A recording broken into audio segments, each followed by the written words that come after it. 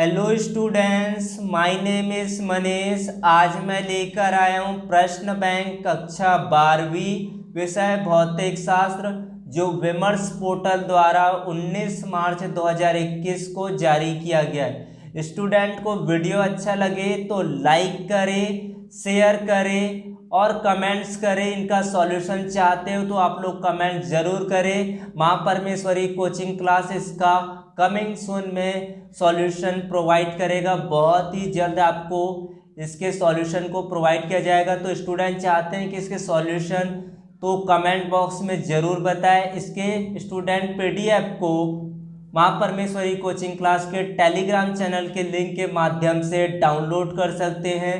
Telegram channel का link मैंने description में दिया है। स्टूडेंट के मन में बहुत सारे डाउट थे जब तक सैंपल पेपर जारी नहीं हुआ था। स्टूडेंट सोच रहे थे कि ब्लूप्रिंट को किस तरह से पढ़ा जाए, सिलेबस जो कटौती हुए थे उनको समझ में नहीं आ रहा था। अंततः विमर्श पोर्टल ने सैंपल पेपर जारी करके स्टूडेंट की दुविधा को कम कर दिया है। तो आज हम लोग बात करेंगे प्रश्न बैंक सत्र 2020-21 कक्षा 12वीं विषय है भौतिक शास्त्र। सबसे पहले आपको इंडिकेट करूंगा ब्लूप्रिंट, रिवाइज ब्लूप्रिंट की ओर पहले चीज़ों को बताऊंगा। तो रिवाइज ब्लूप्रिंट के आधार पर आपके स्थिर विद्युत चैप्टर से 9 अंक के प्रश्न आएंगे। एक बहुविकल्पी प्रश्न होगा, एक 3 अंक के प्रश्न होंगे और एक 5 अंक का प्रश्न होगा।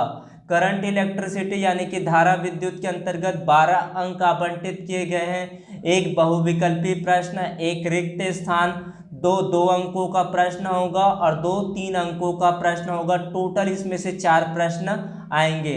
धारा के चुंबकीय प्रभाव से 9 अंक के प्रश्न पूछे जाएंगे। एक बहुविकल्पी प्रश्न होगा, एक रिक्त स्थान होगा, एक सही जोड़ी होगा, 2 अंक के 3 प्रश्न होंगे। विद्युत चुंबकीय प्रेरण व प्रत्यावर्ती धारा अल्टरनेटिंग करंट से 11 मार्क्स के क्वेश्चन आएंगे, जहां पर एक मल्टीपल चॉइस क्वेश्चन होगा, एक फिलअप क्वेश्चन होगा और दो अंक के प्रश्न होंगे। विद्युत चुंबकीय तरंग, इनमें से बहुत ही छोटा यानी कि 4 अंक के प्रश्न पूछे जाएंगे। एक बहुविकल्पी प्रश्न, एक रिक्त स्थान और एक 2 अंक के प्रश्न होगा। फिर तरंग प्रकाशिकी के अंतर्गत 6 अंक के प्रश्न आएंगे। एक रिक्त स्थान होगा, एक 2 अंक का प्रश्न होगा और एक 3 अंक का प्रश्न होगा। द्रव्य व विकिरण की द्वैतीय प्रकृति के अंतर्गत 5 अंक के प्रश्न आएंगे, जिसमें से 2 एक वाक्य आएगा, एक सही जोड़ी आएगा और एक 2 अंक के प्रश्न होंगे। परमाणु इलेक्ट्रॉन युक्तियों के अंतर्गत 7-7 अंक दिया गया है और दोनों का पैटर्न मिलता जुलता सिमिलर है। परमाणु के अंतर्गत एक 3 अंक के प्रश्न आएंगे, जबकि इलेक्ट्रॉन युक्तियों में 3 अंक के प्रश्न नहीं आएंगे। इस तरह से टोटल कितने प्रश्न आएंगे आपके 18 + 4 यानी कि 22 क्वेश्चन। 18 क्वेश्चन होंगे और 4 सेक्शन आपका multiple choice question, fill in the blanks, objectives question, एक वाक्य में उत्तर दीजिए, खाली स्थान भरिए। इन सब सेक्शन को मिलाकर 4 सेक्शन होंगे और 18 क्वेश्चन यानी कि टोटल आपके 22 प्रश्न पूछे जाएंगे बोर्ड एग्जाम में और प्री बोर्ड एग्जामिनेशन में। आपको इसको भी फॉलो करना है। अति लघु उत्तरीय प्रश्न 2 अंक के, लगभग आपको 30 शब्दों में उत्तर लिखना है, जबकि निबंधात्मक प्रश्न होगा दीर्घ उत्तरीय प्रश्न 5 अंक के, अधिकतम आपको 150 शब्दों में उत्तर देना होगा। जो डेरिवेशन पूछे जाएंगे व्युत्पत्ति करने के लिए, उसका आपको प्रॉपर जानकारी देना जरूरी होगा। उसके बाद आपका ये रिड्यूस किया गया सिलेबस है, इसको मैंने हिंदी में अपने टेलीग्राम चैनल के माध्यम में दिया था। इनको आप जाकर वहाँ पर विजिट कर सकते हैं, इनको देख सकते हैं। इलेक्ट्रिक चार्ज एंड फील्ड, विद्युत क्षेत्र और विभव के अंतर्गत कौन कौन से टॉपिक को रिड्यूस किया गया है।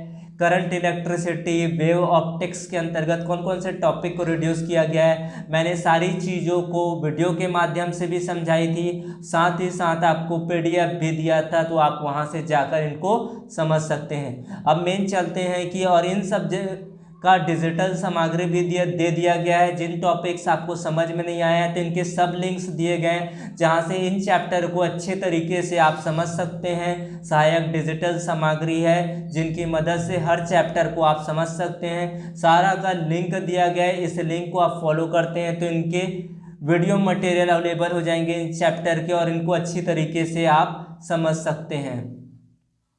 उसके बाद आपका देख लेते हैं यूनिट नंबर 1। आपका यूनिट नंबर 1 में विद्युत क्षेत्र एंड विभव के अंतर्गत का क्या क्या प्रश्न है। 1 और 2 अध्याय, इसमें से 9 अंक के प्रश्न होंगे। एक बहुविकल्पी प्रश्न होगा, 3 अंक का एक प्रश्न होगा। एक दीर्घ उत्तरी प्रश्न होगा विद्युत क्षेत्र एवं आवेश के अंतर्गत। इनमें बहुविकल्पी प्रश्न दिया गया है, वायु में स्थित एकांक धन आवेश से निकलने वाला संपूर्ण विद्युत फलस्क का मान है। एप्सिलॉन नॉट निरपेक्ष की विद्युतशीलता का मात्रक है। विद्युत क्षेत्र का मात्रक है। 1 कूलाम आवेश में इलेक्ट्रॉनों की संख्या होती है। 5वां प्रश्न है, बिंदु आवेश Q के कारण r दूरी पर विद्युत क्षेत्र E होगा। आवेश का विमेय सूत्र है। उसके बाद लघु उत्तरी प्रश्न है इस चैप्टर से, विद्युत आवेश के गुण लिखिए, विद्युत फलस्क को परिभाषित कीजिए। 5 अंक के प्रश्न दिया गया है।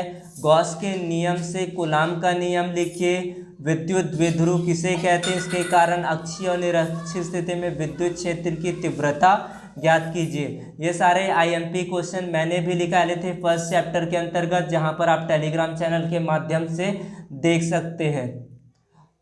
और उसके बाद गॉस के नियम का अनुप्रयोग है, उनको देख सकते हैं। ये सारे आईएमपी क्वेश्चन। फिर अध्याय 2 के अंतर्गत विद्युत विभव, विद्युत विभव का मात्रक क्या है। पृथ्वी यानी कि अर्थ का विद्युत विभव होता है, कितना होता है। गोली चालक की धारिता का सूत्र लिखिए। उसके बाद नेक्स्ट क्वेश्चन है, 2 संधारित्रों को श्रेणी क्रम में जोड़ने पर प्रत्येक संधारित्र पर समान होगा आवेश विभव। आवेश व विभव दोनों, न विभव तथा न आवेश। उसके बाद लघु उत्तरी यानी कि 3 अंक के जो प्रश्न होंगे, समविभव पृष्ठ किसे कहते हैं, इसकी विशेषताएं लिखिए। उसके बाद कारण के 3 प्रश्न दिए हैं, जिनको आप देख सकते हैं। सूखे बालों में कंघी घुमाने पर वह कागज के टुकड़ों को अपनी ओर अट्रैक्ट करती है। श्रेणी क्रम में जुड़े संधारित्रों की तुल्य धारिता के लिए व्यंजक प्राप्त कीजिए। संयोजन के चित्र बनाइए। श्रेणी क्रम और समानांतर क्रम के क्वेश्चन मोस्ट आईएमपी क्वेश्चन है, और इन पर संख्यात्मक प्रश्न का भी प्रैक्टिस कर ले। वॉन टी ग्राफ द्वारा जनित्र जिसके माध्यम से उच्च विभवांतर प्राप्त किया जाता है, इस प्रयुक्त जनित्र का वर्णन निम्नांकित शीर्षकों पर कीजिए। सिद्धांत, उपयोग, नामांकित चित्र। सिद्ध कीजिए कि 2 आवेशित चालकों को आपस में जोड़ने पर उनमें आवेशों का वितरण उनकी धारिताओं के अनुपात में होता है।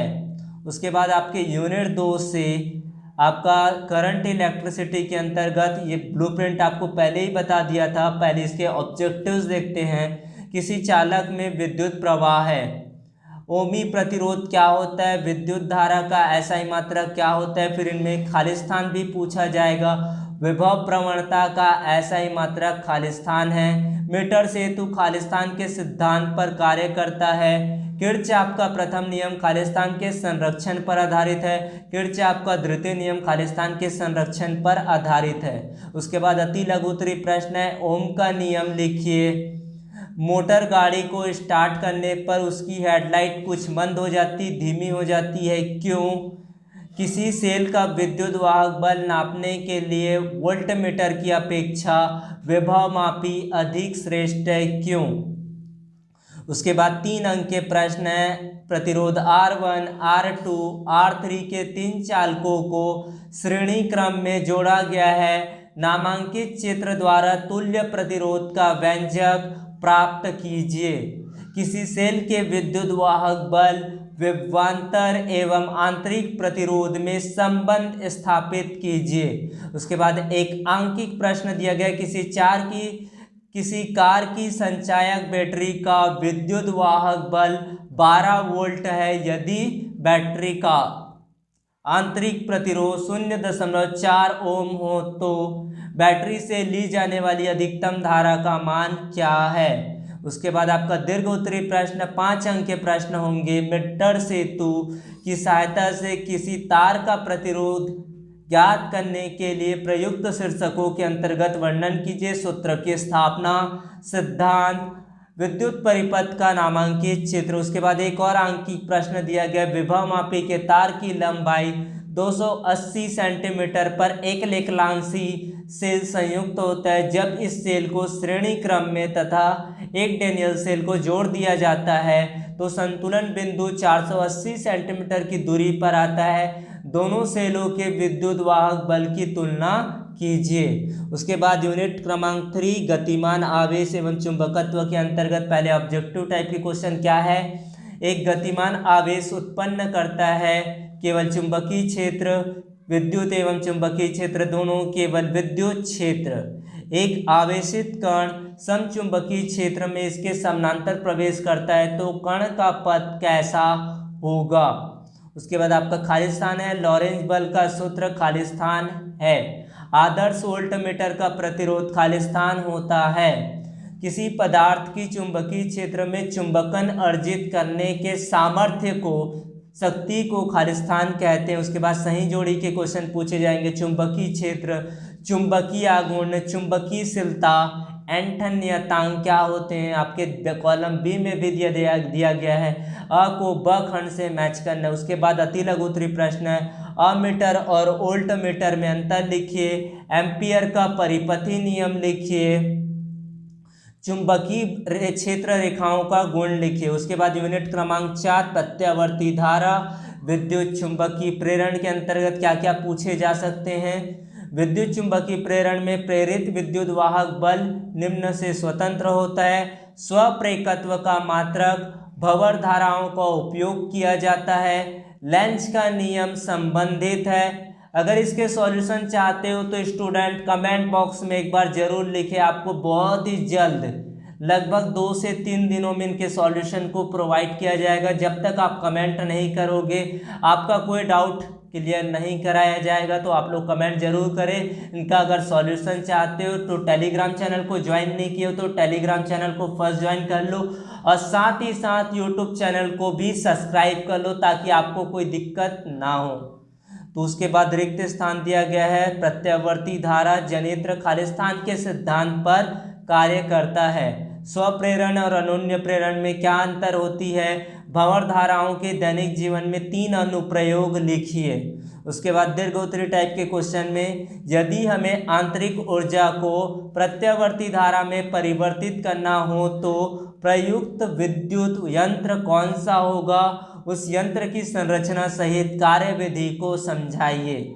एक समतल वृत्ताकार कुंडली के स्वप्रेरकत्व के लिए व्यंजक प्राप्त कीजिए। इसका मान किन किन कारकों पर निर्भर करता है। ये 5 अंक के प्रश्न होंगे। उसके बाद प्रत्यावर्ती धारा से आएगा उच्च ट्रांसफार्मर में राशि बढ़ती है। प्रतिघात, प्रतिबाधा का जो SI मात्रक होता है वो क्या होता है। LC परिपथ में धारा और विभवांतर के मध्य खाली स्थान का कालांतर होगा। ऊंचाई ट्रांसफार्मर की प्राथमिक कुंडली में फेरों की संख्या द्वितीयक की तुलना में खाली स्थान होती है। उसके बाद आपके 2 अंक के प्रश्न होंगे। गुणवत्ता गुणांक, गुणता गुणांक Q क्या है, इसके लिए सूत्र लिखिए। प्रत्यावर्ती धारा से विद्युत अपघटन क्यों नहीं होता है। उसके बाद 5 अंक के प्रश्न होगा। ट्रांसफार्मर की व्याख्या निम्नलिखित बिंदुओं के आधार पर कीजिए। LCR युक्त AC परिपथ का आरेख, फेजर आरेख, धारा एवं विभवांतर के मध्य कालांतर, प्रतिबाधा ज्ञात कीजिए। मोस्ट IMP क्वेश्चन है। ट्रांसफार्मर के सिद्धांत को समझाकर उच्चाई और अपचाई ट्रांसफार्मर में अंतर लिखिए। उसके बाद यूनिट 5 के अंतर्गत आपका विद्युत चुंबकीय तरंगे है। सबसे कम तरंग दैर्घ्य है। दृश्य प्रकाश के तरंग दैर्घ्य की कोटि होती है। जीवाणुनाशक के रूप में खाली स्थान तरंगों का प्रयोग किया जाता है। सूक्ष्म तरंगों की तरंग दैर्घ्य का प्रकाश खाली स्थान होता है। उनके बाद 2 अंक के निर्धारित क्वेश्चन है। माइक्रो ओवन का सिद्धांत लिखिए। एक्स किरणें किसे कहते हैं, इसके 2 उपयोग लिखिए। विद्युत चुंबकीय तरंगों के गुण लिखिए। पौधा घर प्रभाव यानी कि ग्रीन हाउस इफेक्ट को परिभाषित कीजिए। फिर यूनिट 6 यानी कि तरंग प्रकाशिकी के अंतर्गत क्या पूछे जाएंगे। ज्यामितीय छाया में प्रकाश के अतिक्रमण को खाली स्थान कहते हैं। तरंग स्रोत के प्रेक्षक दूर जाने के कारण तरंग दैर्घ्य में वृद्धि को खाली स्थान कहते हैं। अति लघुत्तरी प्रश्न के अंतर्गत कला संबंध स्रोतों से क्या समझते हैं। उसके बाद 3 अंक के प्रश्न में एक न्यूमेरिकल प्रॉब्लम, बहुत ही आईएमपी क्वेश्चन है ये। 2 तरंगों की तीव्रताओं का अनुपात 1:9 है। यदि ये दोनों तरंगें व्यतिकरण करती है तो महत्तम तथा न्यूनतम तीव्रताओं का अनुपात ज्ञात कीजिए। हाइगन के द्वितीयक तरंगिकाओं के सिद्धांत को समझाइए। यंग के द्विस्लिट में व्यतिकरण चित्र पर क्या प्रभाव पड़ेगा। यदि यहाँ पर 6 क्वेश्चन दिए गए, इनके आप प्रिपरेशन कीजिए। उसके बाद एक वाक्य में उत्तर दीजिए। यूनिट 7 के अंतर्गत पूछा गया है, आपतित प्रकाश की आवृत्ति बढ़ने पर प्रकाश विद्युत धारा पर क्या प्रभाव पड़ता है। 1 इलेक्ट्रॉन वोल्ट को जूल में व्यक्त कीजिए। धातु की सतह से इलेक्ट्रॉन उत्सर्जन के लिए आवश्यक न्यूनतम ऊर्जा को क्या कहते हैं। उसके बाद प्रकाश विद्युत सेल किसे कहते हैं, इसके अंतर्गत आपको सही जोड़ी भी पूछा जाएगा। प्लांक नियतांक यानी कि प्लांक कांस्टेंट, दहली फ्रीक्वेंसी, कार्यफलन, ड्रेबागली तरंग दैर्घ्य। उसके बाद इसके 2 अंक यानी कि अति लघु उत्तरीय प्रश्न होंगे। द्विबागली का कण तरंग सिद्धांत दैनिक जीवन में दृष्टिगोचर नहीं होता है, क्यों। प्रकाश विद्युत प्रभाव क्या है, इनको फोटो सेल का नामांकित चित्र बनाकर इसकी कार्यविधि समझाइए। फोटो सेल के 2 उपयोग लिखिए। उसके बाद यूनिट 8 के अंतर्गत आपको पूछे जाएंगे, एक वाक्य में उत्तर दीजिएगा। यहाँ पर 8 प्रश्न दिया गया है। रडबर्ग नियतांक का सूत्र तथा मात्रक लिखिए। रदरफोर्ड के परमाणु मॉडल की कमियां लिखिए। उनके बाद सही जोड़ी पूछा गया। 6 पास्कल श्रेणी, बामर श्रेणी, लाइमन श्रेणी, परमाणु, इन सब के बारे में आपको पढ़ाई करनी है। रदरफोर्ड का अल्फा कण प्रकीर्णन के प्रयोग का प्रेक्षण लिखिए। बोर के परमाणु मॉडल की सीमाएं लिखिए। उनके बाद यूनिट क्रमांक 9 12वां चैप्टर परमाणु के अंतर्गत एलईडी क्या है। नैन गेट के लिए बुलियन व्यंजक लिखिए। NAND gate, AND gate, NOR gate, OR gate, NOT gate का आपका मैचअप करना है। उसके बाद दीर्घ उत्तरी 5 अंक के प्रश्न होंगे। लॉजिक गेट क्या है, मूल गेटों को निम्न बिंदुओं के आधार पर व्यक्त कीजिए। प्रतीक, बुलियन पर, सत्यता सारणी, रेखा चित्र। उसके बाद सार्वत्रिक गेट क्या होते हैं। पूर्ण दृष्टिकारी के रूप में पीएन संधि डायोड का वर्णन निम्नलिखित शीर्षकों के अंतर्गत कीजिए। इसके अंतर्गत आपको लिखना है परिपथ का नामांकित चित्र, कार्यविधि, निवेशी व निर्गत विभव का समय के साथ परिवर्तन आरेख। तो जिन लोगों ने अभी तक YouTube चैनल को सब्सक्राइब नहीं किए हैं, पहले YouTube चैनल को सब्सक्राइब कर ले।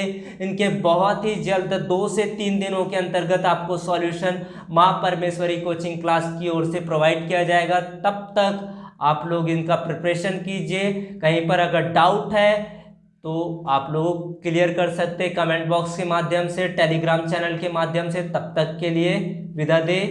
Thank you.